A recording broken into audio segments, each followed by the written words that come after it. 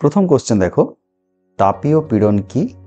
ওকে, তাপীয় পীড়ন কি এবং এই তাপীয় পীড়নের রাশিমালা নির্ণয় করো। তো তাপীয় পীড়ন বা ইংলিশে যাকে আমরা বলছি থার্মাল স্ট্রেস। তো থার্মাল স্ট্রেস কাকে বলে? তাপীয় প্রসারণ বা সংকোচনে কোনো পদার্থের প্রতি একক ক্ষেত্রফলে ক্রিয়াশীল তাপীয় বলকেই বলা হবে তাপীয় পীড়ন।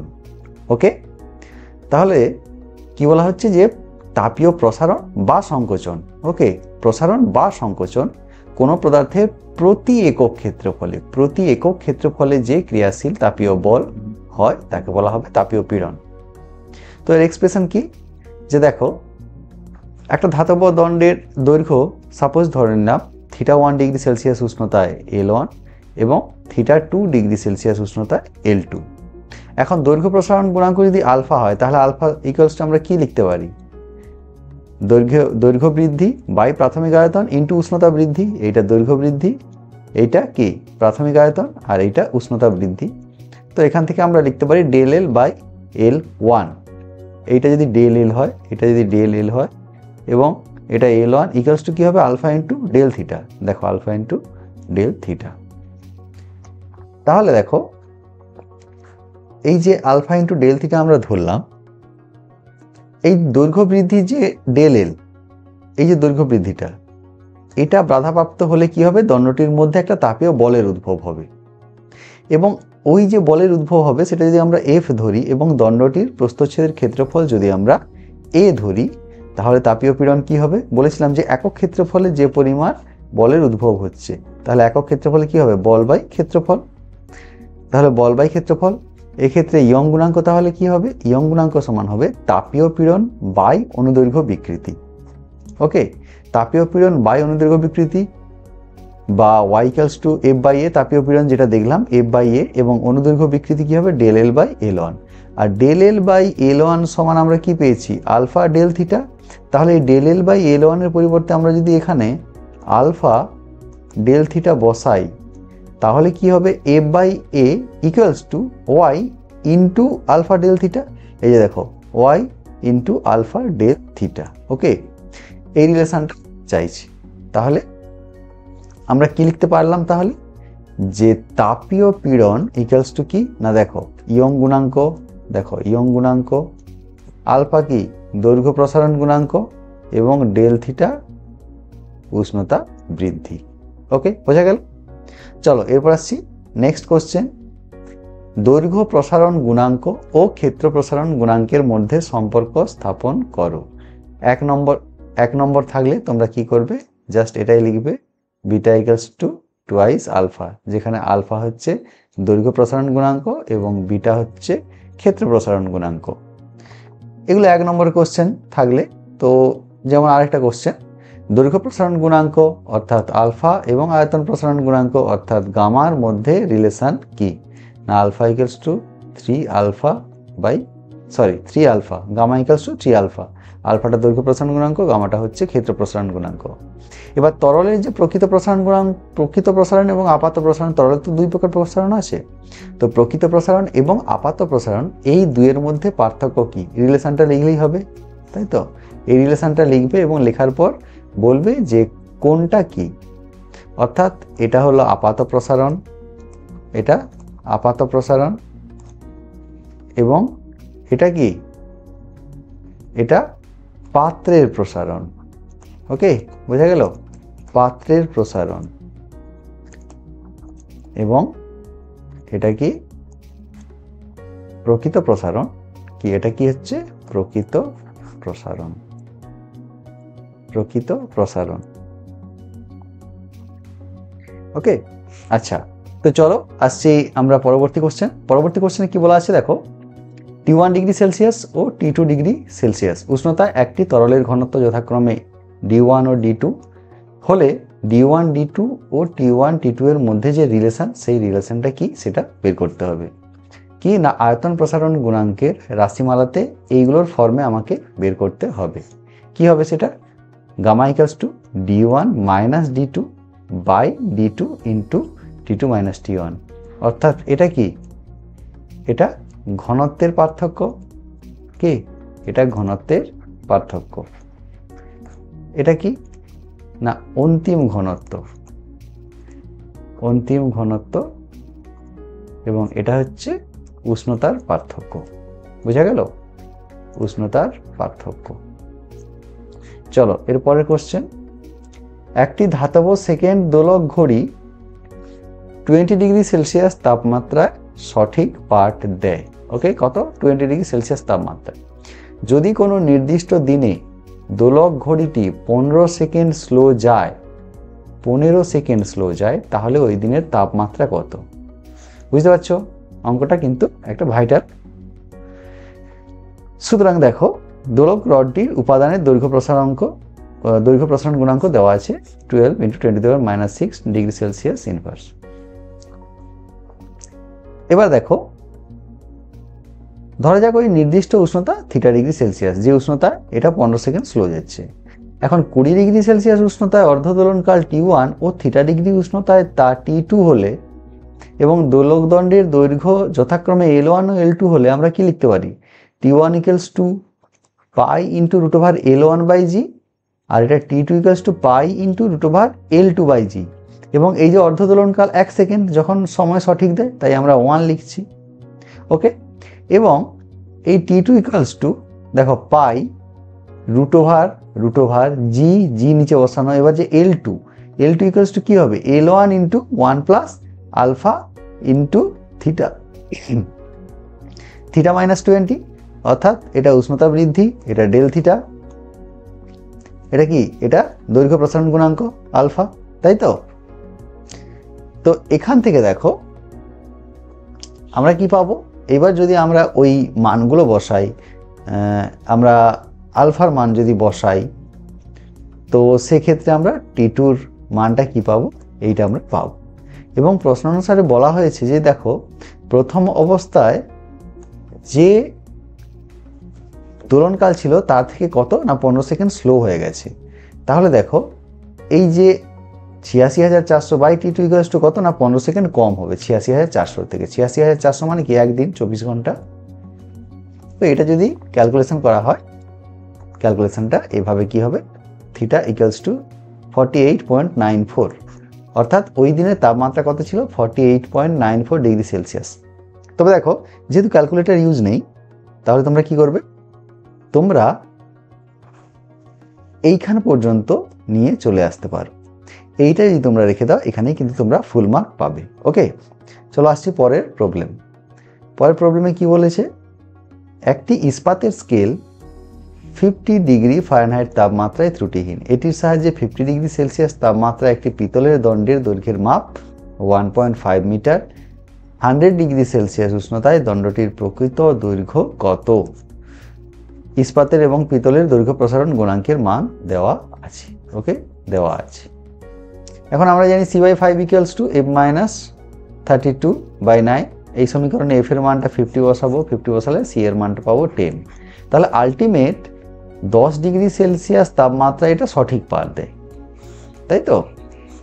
এই স্কেলটার সাহায্যে 50 ডিগ্রি তাপমাত্রায় মাপা পিতলের দণ্ডের দৈর্ঘ্য 15 মিটার, যা ত্রুটিহীন নয়। এটা ত্রুটি, তো এটাতে ত্রুটি থাকবেই, কারণ 10 ডিগ্রিতে সে ত্রুটিহীন হয়। তাহলে 50 ডিগ্রি সেলসিয়াসে ত্রুটিহীন হবে না। তাহলে এটা ত্রুটিহীন। এই মাপ দণ্ডটির প্রকৃত মাপ অপেক্ষা কি হবে না কম হবে। কারণ দেখো, সেই দণ্ডটির দৈর্ঘ্য যদি বেড়ে যায়, তার দ্বারা যে মাপটা পাওয়া যাবে সেই মাপ প্রকৃত মাপ অপেক্ষা কম হবে। কি? তাহলে মনে করি 50 ডিগ্রি সেলসিয়াস উষ্ণতায় পিতলের দণ্ডের দৈর্ঘ্য LB মিটার, B ফর ব্রাশ নেওয়া হয়েছে পিতলের দণ্ড। তো LB = আমরা এখন মানগুলো বসাবো 1.5006 মিটার পাবো। এবার 100 ডিগ্রি সেলসিয়াসতে পিতলের দণ্ডের প্রকৃত দৈর্ঘ্য যদি L100 ধরে নেওয়া হয়, তাহলে একই রকমভাবে আমরা সূত্র যদি বসাই, L100 = LB × 1 + আলফা বিটা × 100 - 50। তো ওটা করলে আমরা এতটা পর্যন্তই রেখে দিতে পারি, বা ওই আলফা বি এর মানটা বসিয়ে আমরা এতটা পর্যন্ত রেখে দিতে পারি। ক্যালকুলেটর ইউজ থাকলে তখন তোমরা এটা লিখতে পারো। ওকে, দণ্ডটির প্রকৃত দৈর্ঘ্য কত? তাহলে 1.5019 মিটার। ওকে, চলো এরপর পরের প্রশ্নে আসছি। একটি সেকেন্ড দোলক 20 ডিগ্রি সি তাপমাত্রায় সঠিক সময় দেয়। তাপমাত্রা 40 ডিগ্রি সেলসিয়াস হলে এটি দিনে কত সেকেন্ড ফাস্ট বা স্লো যাবে? দেখো এই টাইপের প্রবলেম আমরা আগে একটা করেছি, তো তোমরা দেখে নাও। T1 সমান 2 সেকেন্ড এবং 40 ডিগ্রি উষ্ণতায় দোলনকাল T2। এখন উভয় ক্ষেত্রে দোলক দণ্ডের দৈর্ঘ্য L1 L2 হলে যেরকমভাবে আমরা করেছিলাম একটু আগে বসাবো। এইভাবে মানটা বসানোর পর দেখো অর্ধ দোলনকাল কত? T2/2। ওকে, তাহলে প্রতিদিন অর্ধ দোলনের সংখ্যা কতগুলো হবে? যে দেখো এইটাকে 86,400কে আমরা এটা দিয়ে ভাগ করেছি, তাহলে কত? 86,400-র পরিবর্তে হচ্ছে কত? 86,369.77। তাহলে স্লো যাবে কতটা স্লো যাবে না, দেখো এইটা মাইনাস করলে বেরিয়ে যাবে যে 30.23 সেকেন্ড স্লো যাবে। বোঝা গেল? চলো এটা দেখে নেবে প্রবলেমটা। পরের প্রবলেম, 0 ডিগ্রি সেলসিয়াস তাপমাত্রায় 3টি দণ্ড একটি সমবাহু ত্রিভুজ গঠন করে।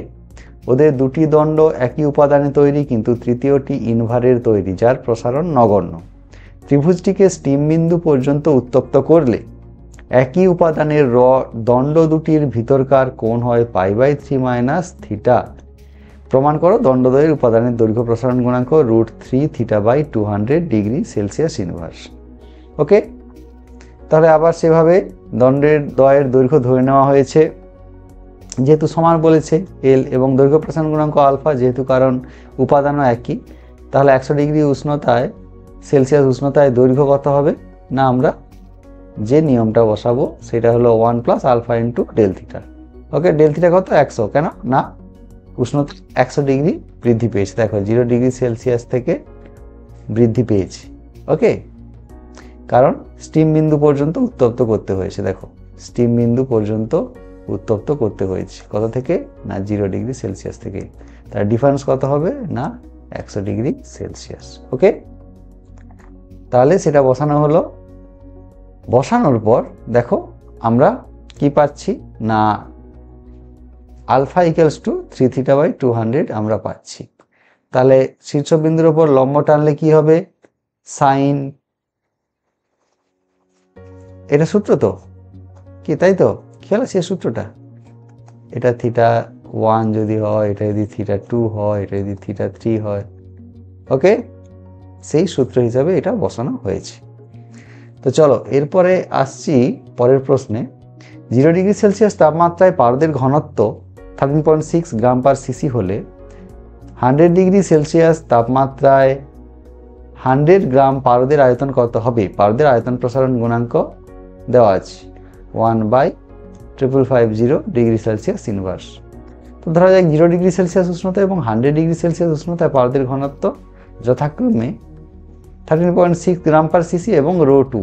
ওকে, এটা কত তাহলে না, ঘনত্বের একটু আগে যে আমরা বসিয়েছিলাম যে ঘনত্বের সঙ্গে দৈর্ঘ্য প্রসারণ গুণাঙ্কের সম্পর্ক কি, সেখান থেকেই আমরা লিখতে পারি ρ1 = ρ2 × 1 + গামা × 100 - θ, অর্থাৎ ডেল থিটা, কতটা উষ্ণতা বেড়েছে।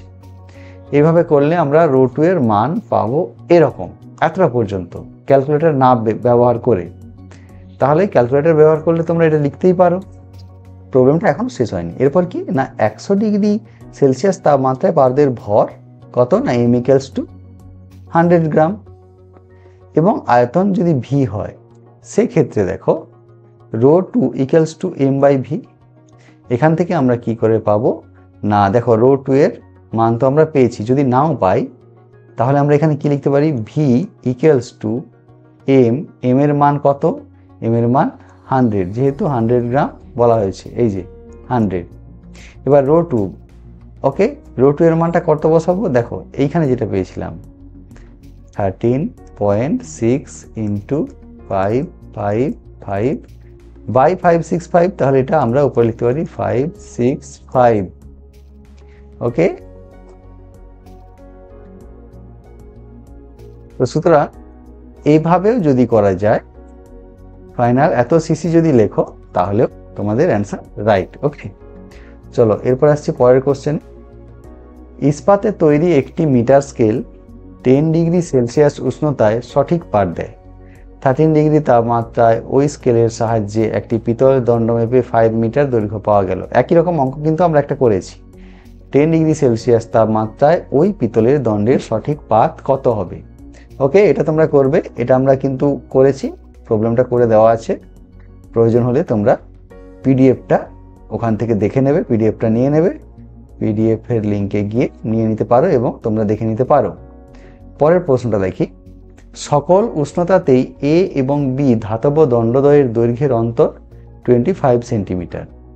যদি এ এবং বি দণ্ডদ্বয়ের উপাদানের দৈর্ঘ্য প্রসারণ গুণাঙ্ক যথাক্রমে 1.28 × 10⁻⁵ ডিগ্রি সেলসিয়াস ইনভার্স এবং 1.92 × 10⁻⁵ ডিগ্রি সেলসিয়াস ইনভার্স হয়, তবে 0 ডিগ্রি সেলসিয়াস উষ্ণতায় দণ্ড দুটির দৈর্ঘ্য নির্ণয় করো। দেখো, যেভাবে বলা হয়েছে যে ধরা যাক 0 ডিগ্রি সেলসিয়াস তাপমাত্রায় এ ও বি দণ্ড দুটির দৈর্ঘ্য কি যথাক্রমে এল এ এল বি এবং থিটা ডিগ্রি সেলসিয়াস উষ্ণতায় এল থিটা এ এল থিটা বি। এখন শর্তানুসারে বলা হয়েছে, দেখো সবসময় এদের পার্থক্য কত থাকবে না 25 সেন্টিমিটার এদের পার্থক্য থাকবে। ওকে, আবার এই এল থিটা এ ইকুয়ালস টু আমরা এটা তো লিখতে পারি, আবার এল থিটা বি ইকুয়ালস টু সমান আমরা এটা লিখতে পারি। ওকে, তাহলে এই এল থিটা এ মাইনাস এল থিটা বি, এইটা মাইনাস এইটা করলে আমরা কি পাবো? এইটা পাবো, এইটা এই মানগুলো যদি বসাই, তাই তো এটা আমরা পাবো।